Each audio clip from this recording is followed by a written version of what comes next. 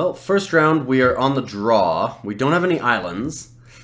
And we have mostly blue cards. Opponent mulliganed. I think that if this would only cycle for colorless, I'd be a lot happier here. I don't really want to cycle the Canyon Slough, but I can if I have to. I think I keep it. We're on the draw. It's decent enough. Any island and we're in great shape. And we do get quite a few draws to hit that. Also, I mean, we could just draw a couple black cards and be fine that way, too. Turn 1, cycle Lurching Rotbeast. They're copying us. Now, do I want to play the Canyon Slough? I think we wait.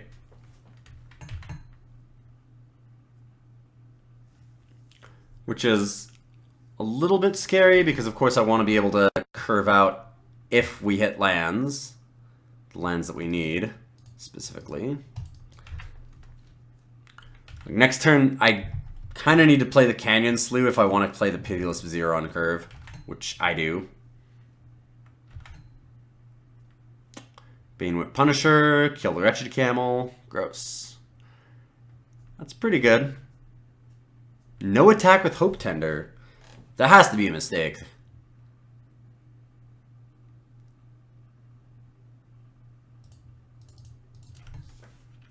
Play the Seeker of Insight to block.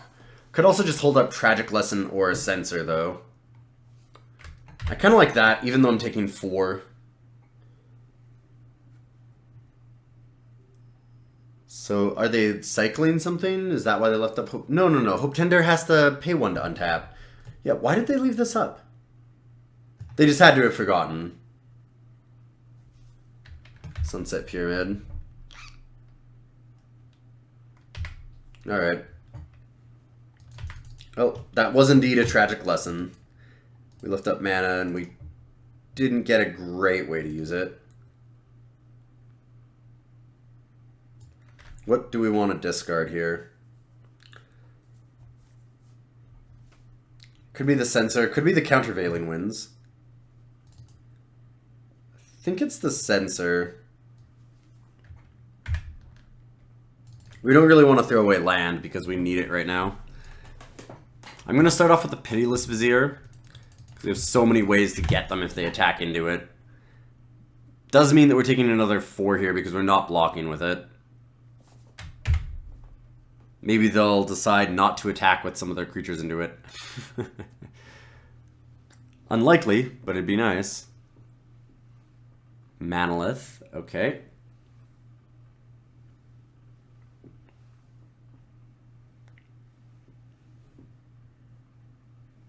And draw off the Sunset.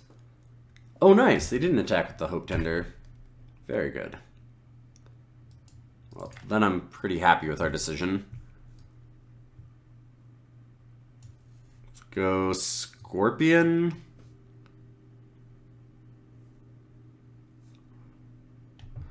Like, I want to hold up Countervailing Winds if I can.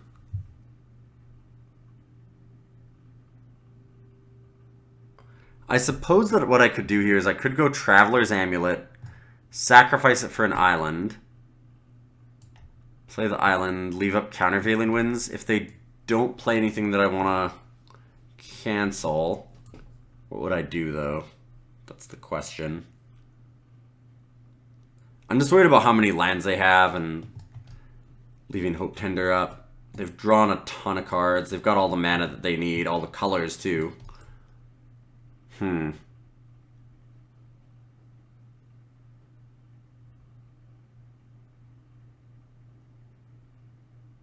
mean, I could Unquenchable Thirst the Banewhip.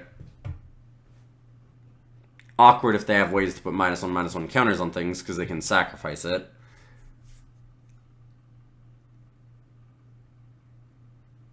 I guess if I Unquenchable Thirst, then I also can't use the Countervailing Winds, because I can't Traveler's Amulet, sacrifice, and use the island for the Countervailing.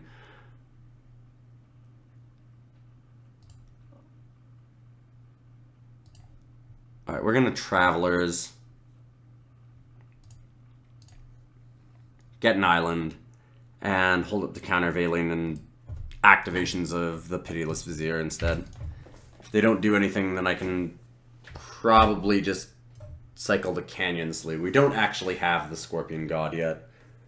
It's a little scary because, of course, you know, if we do draw it, not having red mana is brutal. I think we're okay, though. Yep, I'm going to want to counter this. Boy, I feel pretty smart right now.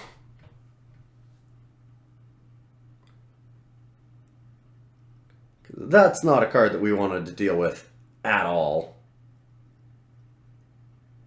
I do not want to throw away this Hope Tender.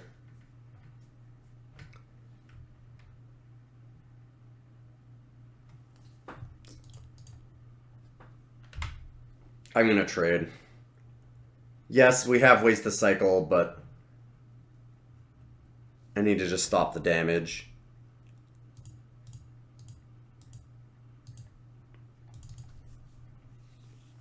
Play the Manifestation, play the Scorpion, play the Slew.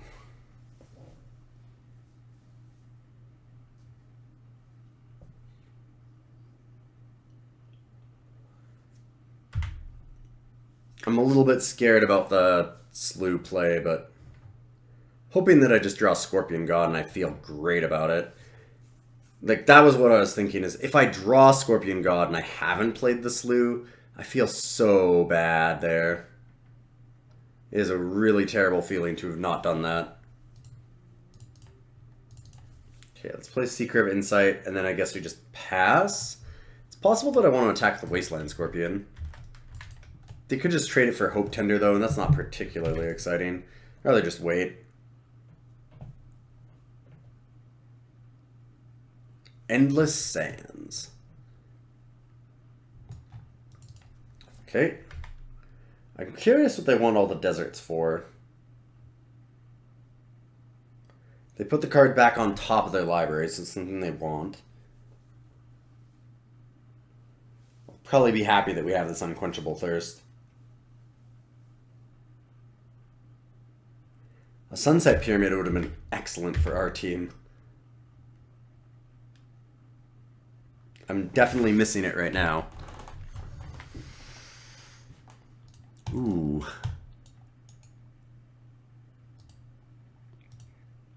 So, Cycle Desert. I can Unquenchable Thirst the Harrier Naga. And I can also just attack with File Manifestation through it. I just like to draw a discard here of Secret of Insight by using the Unquenchable Thirst. I want to keep digging, so let's do that.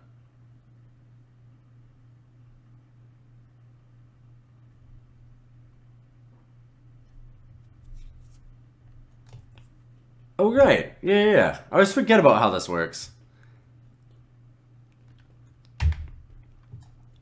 So at some point they can sacrifice the Endless Sands to get it back.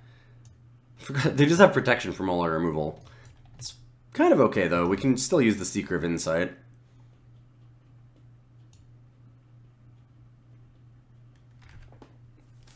And we did still get rid of the Harrier Naga.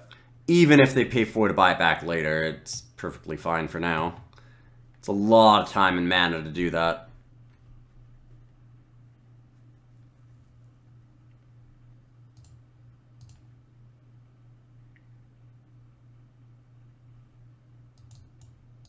Discard the island.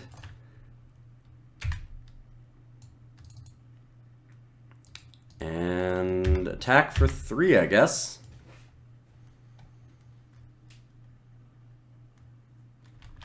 Could cycle the Desert of the Glorified, get an extra damage in. It'll help later for the Cunning Survivor, but I don't know that I care about that. When I can deal damage right now, who cares about damage later?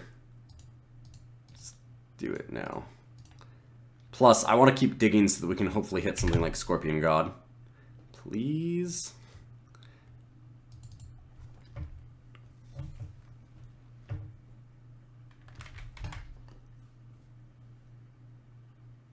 Signed Wonder Naga. That's pretty annoying here because it'll stop the Vile Manifestation from smashing in. No attacks. This can be used as an instant. So we've got to remember that. They can just put a 3/3 blocker into play whenever they want. I'm thinking that it's Striped Riverwinder time. If I Vile Manifestation, they just use this, get back to Harrier Naga, block. That doesn't seem great. I suppose that if they do that, I could cycle this in response, but yeesh. That doesn't seem much better. I'd rather just Riverwinder, pass the turn, play the long game here. Which is a little scary considering they have things like Sunset Pyramid to get them the long game. They didn't actually leave up the mana for Endless Sands. Am I okay trading a Vile Manifestation for the Sidewinder Naga? Not really. I mean, I have the Striped Riverwinder. I think that we just wait. If they decide to hash up Oasis, smash in for a bunch with Trample, then I guess that I might regret that, but currently I'm feeling pretty decent about it. Colospede. Canyon Survivor. Now I'm sad that I didn't cycle the Canyon Slough. No way to have known, though. I mean, obviously.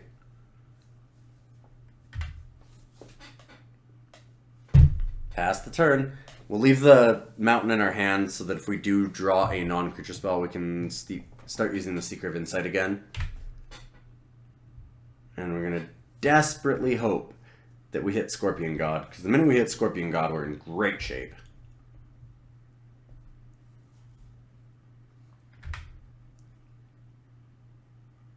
And what do we have from our opponents? I was going to say, I can't imagine those great attacks, because we still have the Wasteland Scorpion. Crypt of the Eternals. Does gain us a life.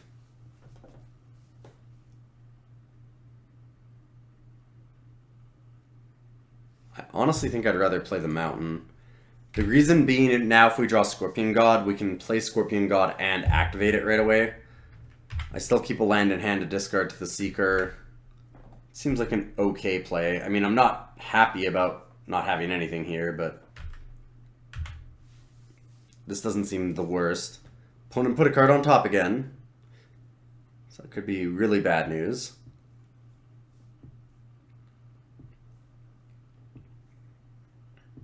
And cast Hieroglyphic. Oof. So what awesome stuff do they have? Drumroll off the top. Carrion Screecher.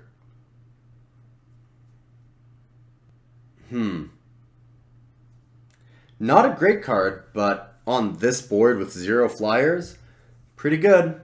A lot of people are really down on Carrion Screecher and talk about how bad it is, but honestly, I think the card's just fine in a format that cares so much about flyers, like this one does. I mean, it's going to eat our lunch here for a while. There's nothing much we can do about it. If we can get that Scorpion God, we sure could. We're almost down to a 10% chance every turn. 15 cards left. Not bad. Opponent bottomed their card. I mean, the problem is they're just going to have so much gas because of the Sunset Pyramid. Card is so good.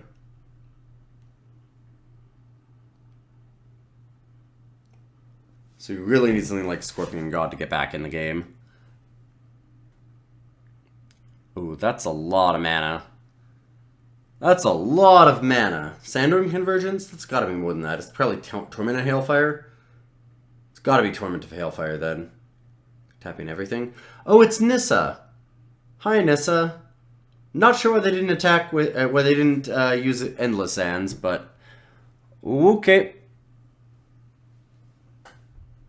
That's pretty gross. They can hit us for 10 here. Plus the 3, so we're at 1. Things are looking bad for your hero. Gross.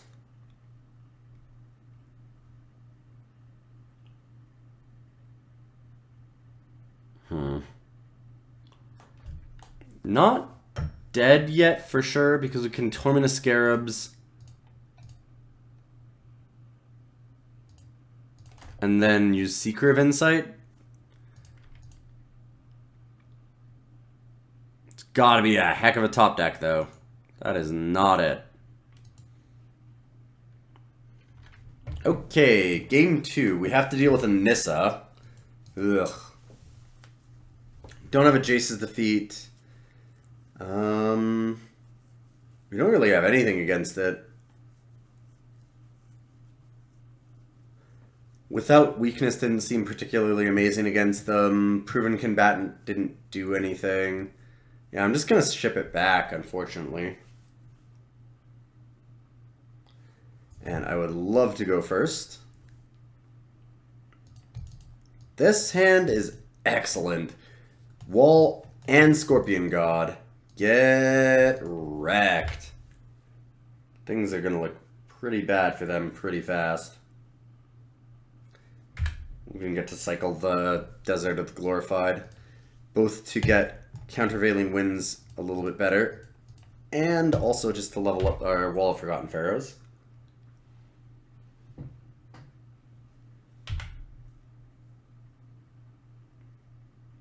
It is a little unfortunate that we can't countervailing winds right now.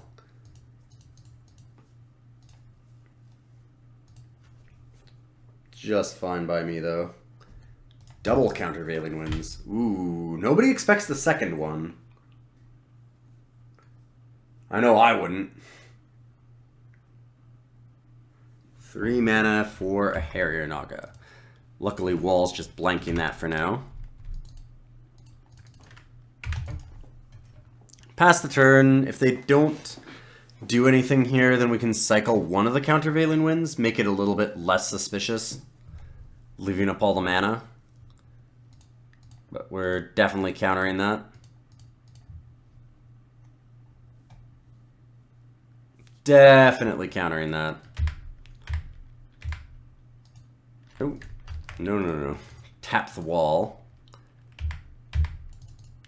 And Scorpion God, we could Desert and hold up countervailing winds. It's not unreasonable. Or just Cunning Survivor. And then we can Desert afterwards. Nah, let's just end the game. Stop joking around. Scorpion God just destroys games. It'd be very hard for them to come back from this. I was wondering if we were going to get a scoop right now. There are answers. They could have like a final reward. I have the 5th mana. No, thank goodness. Whew. That scared me. That scared me a lot.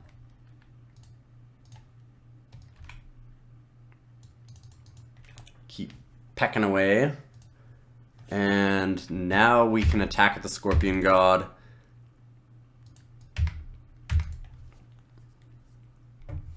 If they block, we can start using the ability on it. If they don't block, well, we're in awesome shape.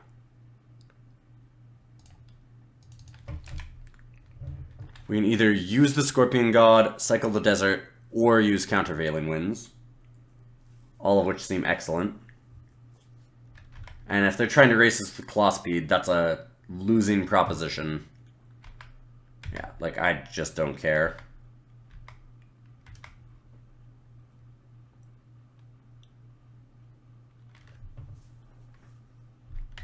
Nothing from them. I actually should hold on to Desert of the Mindful here so we can use it with Cunning Survivor. So I guess that what we should do is shrink the Colossopy a little bit. Torment of Venom, you say?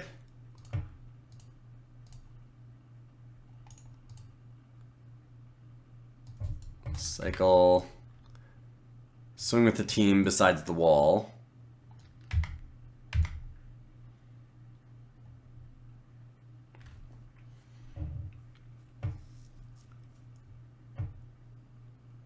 And they almost have to block.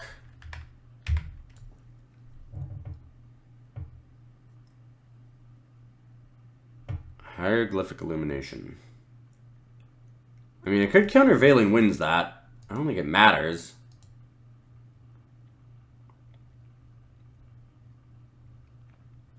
If they don't block, we ping them, and then on our turn when we untap, we ping them again. So it's a necessary block here.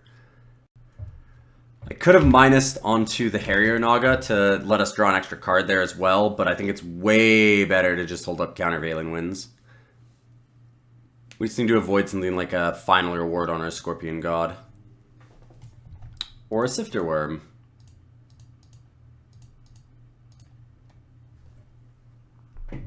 See, now they're just dead. Yeah, got him. Alright. Whew. Games go a lot better when you've got a Scorpion God. Let's just do that again. Draw it every game. The advantage is that we are a cycling deck, so we can cycle down to it really aggressively if we need to. It's a good hand. Only cycling card is Vile Manifestation. The hand looks decidedly medium, but it's not bad enough to throw back by any means. It's got 3 lands of various types, and I can play every card in my hand except for Pitiless Vizier. Can't ask for a lot more than that. I mean, I guess we could, but it's probably not a good idea. I probably shouldn't ask for a lot more than that, we'll put it that way. Don't want to get greedy. Lead with the Kenra. I was gonna say, for a second I thought they were Essence Scattering us or something. Cycle the Greater Sandworm. To me that suggests that they're stuck without forests. Oh wow, they're just stuck without lands in general. This could be a problem though, because we also don't really have lands. I'm thinking about, we have the opposite problem. So we don't have any gas, and that's almost scarier, because if they get land, they'd probably have a really good hand to have kept it, and our hand just doesn't do anything. Really tempted to cycle the Vile Manifestation. I think I'm going to do that.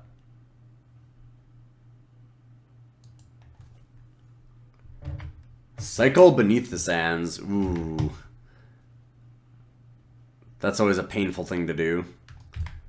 Oh no. Oh, I feel bad for this opponent. They even have to discard here. Let's do the right thing though and cycle ourselves. See, like, this is too many lands. They can come back from this. Just because of how clunky our hand is right now. If they hit the land right now, play a blocker. Oh, they still don't? Okay. Yeah, then they're probably dead. Even with all the lands that we're drawing.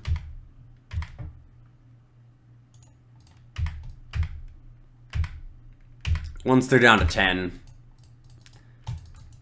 feels like the game's already done. If we get a cycle card, then we win next turn. They just scooped anyways. Whew. Ooh.